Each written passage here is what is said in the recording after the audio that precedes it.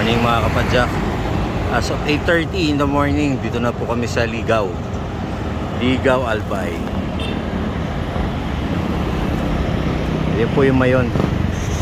Medyo tago sa ulap, hindi masyadong kita yan. Ayan po si Mount Mayon, kaso medyo maulap.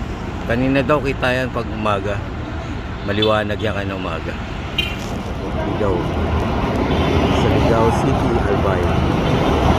So 20 kilometers na lang, nasa ano na kami, Kagsawa na kami. Ito yung si Mayon,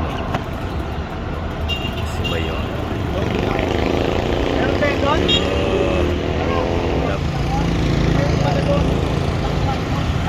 Maulap, mainit na. 8:30 pa lang in the morning, 8:30 in the morning.